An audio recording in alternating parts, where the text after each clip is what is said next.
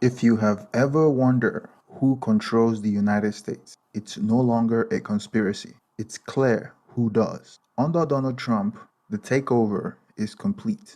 What's with your threads today? Can you tell us anything about those? Charlene's got her flag. I've got my uniform. Yes, you saw and heard that correctly. That was my current congressman and opponent next year for the 2026 midterm elections, Congressman Brian Mast, and what he described as his uniform as he's walking through the halls of the Capitol. He showed you his uniform. This is my uniform. This is the only uniform I wear. This is the only uniform I use to serve the American people and the citizens here in Florida Congressional District 21. This uniform I put on to respond to emergency situations when people need me the most here in my district. It's time we put someone back in Congress who's going to put the needs of the everyday American citizens first above all else. Please chip in $5 today to get a public servant and first responder into the halls of Congress and represent the people here in Florida.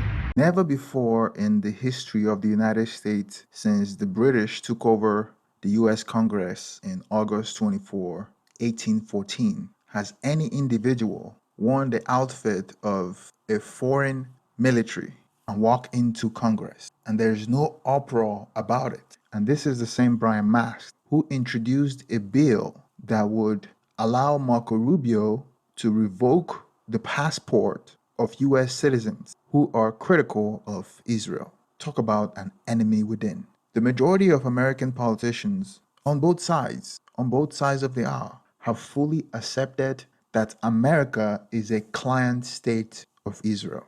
All American foreign policy is now in favor of Israel, and even if it's not to our national security interest. I mean, I don't have to list it all. If you have been watching the news lately, you would have seen it. And this is not just on the Republican side, it's on the Democratic side as well. At least during the Obama time, he held Netanyahu back.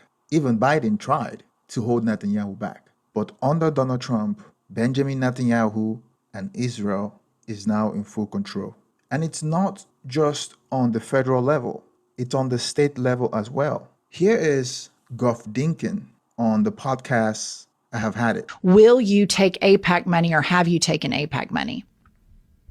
I'm not certain if I've taken it or not. I've been in office 10 years. It doesn't jump out at me as I'm taking it. But I think the most important part but will you for this race?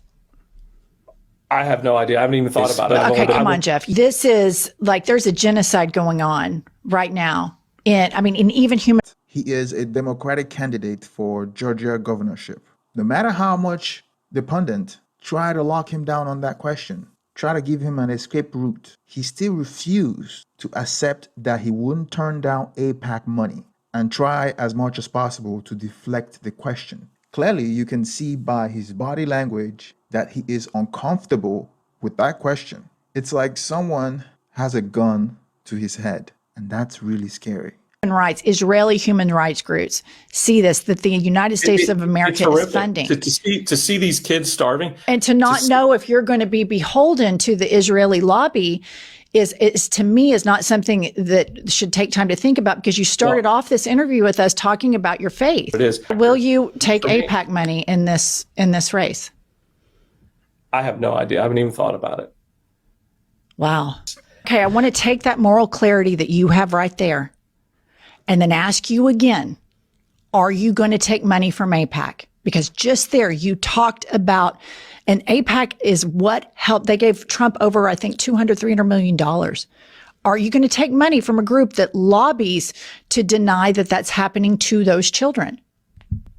I'm not going to give you the shallow answer of saying yes or no, because if you can have moral clarity to talk about the starvation, the famine, and the genocide, then it's a very easy jump to then just say across the board, you wouldn't believe how popular you'd be, Jeff. You just wouldn't believe how popular you'd be if you said, I am not taking money from AIPAC. We'll certainly continue to look at it. But I hope that you do. And he's not even in office yet. He's not even favored to win. He is losing in the polls. Like, what do you have to lose? All you have to do is to be on the side of the American people. All he has to do is to turn down AIPAC money. But he wouldn't do it.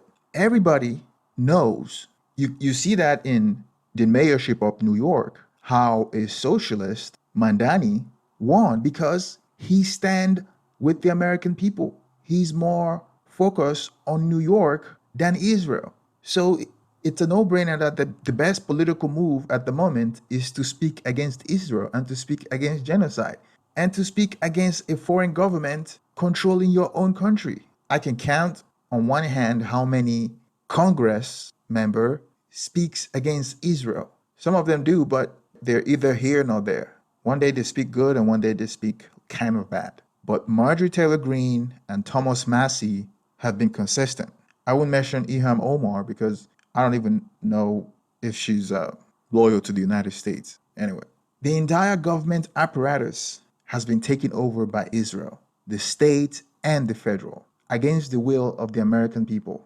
Meanwhile, all MAGA is worried about is Charlie Kirk, Antifa, and black and white division. Why Trump transfers the authority of the President of the United States to a foreign government and impoverish the American people and the economy.